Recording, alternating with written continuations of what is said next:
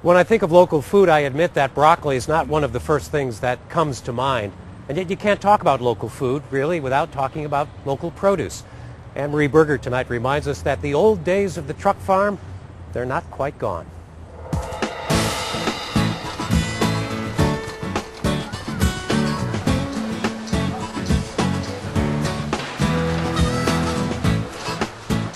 There's been a big push to buy local when it comes to your fruits and vegetables. Support your local farmers. And right off Interstate 70, you can do just that.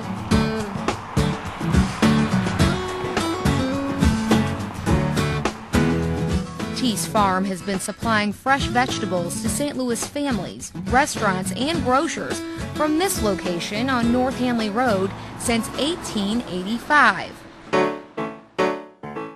Their family business began as a fruit and vegetable truck farm. In fact, there were many of them back in the day where daily farmers would truck their fruits and vegetables from their farms on the outskirts of the city to the produce market downtown.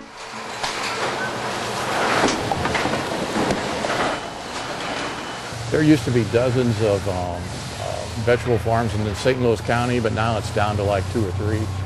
So a lot of it's disappeared just because of housing and everything, because all the truck farms were intentionally put in areas so the transportation costs will be minimum right in the city where all the people are. So because of that, they're the first little farms to go to be bought up for subdivisions and apartments and everything like that. So yeah, you don't get a whole lot out of broccoli. You know, you cut it one time and that's it. Well, same with cabbage too. But Daryl Thies, along with his brother Dave, are sixth-generation vegetable farmers. 10 of the original 25 acres remain a part of the Hanley farm, but they bucked the trend of disappearing farms and expanded the family business a little further west. They leased an additional 200 acres of land in Maryland Heights, and the buy local motto has worked for their business. Well, because of that, our business has just grown dramatically especially the last 5 years. So we've been growing at an annual percentage rate of about 20%. But vegetable farming is much more complicated than simply believing if you plant it, it will grow. Right, just the sowing of the seed, that starts at the other farm. I start the seeds out at the other farm, like the peppers and the tomatoes that we grow. I start those in little trays, then we put them in bigger packs, and then we put them in the field. So there's a lot to it before it actually gets to your table. And there isn't a good farmer gene that gets passed from one generation to the next. I got a degree in engineering and horticulture. My brother is in finance in horticulture. So he takes care of the books, I do the growing, and then and we both know a little bit about everything in between. Here's a big head right here. Vegetable farming is a science. Crops are needy, and the different types require their own special blend of fertilizer. This is actually the head where we'll harvest it right down here and cut it off. And where you plant can determine whether you have a good year or not. When did you plant these? Yeah. It was the end of May. What's going to make it a good sweet potato year or a bad sweet potato year? What are the factors that weigh in there? Well, this year it should have been a bad year because of all the rain. But because this particular field is on a sandy ridge right here, it drained really super well. But too much water sweet potatoes do not like, so they end up being kind of long and skinny instead of being more plump and filling out like that. So this was not a good sweet potato year, but because this was planted where it was, they're actually pretty good.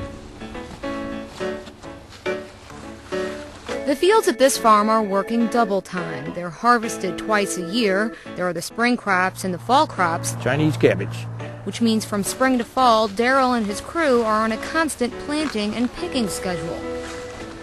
We plant so much stuff every week because when you're in a commercial farm, you've got to have a continual supply. So in your garden, you know, you plant one time and then you get all of this at one time. So we have to plant continuously to have it coming in all the time. And we have different schedules for different things. We've got our early tomatoes, our main season tomatoes, our late tomatoes, and you got to all have those spaced out. The Thies family has outlasted many of the other vegetable farmers in the area, and they have found the perfect land with excellent drainage to expand. But just like to the farmers before them, commercial development is always a threat. Yeah, we're always concerned. And it's a shame, but it's like we don't have any right to tell our landowners that they can't sell. So it's like, you know, they've waited their whole life for a big windfall like that.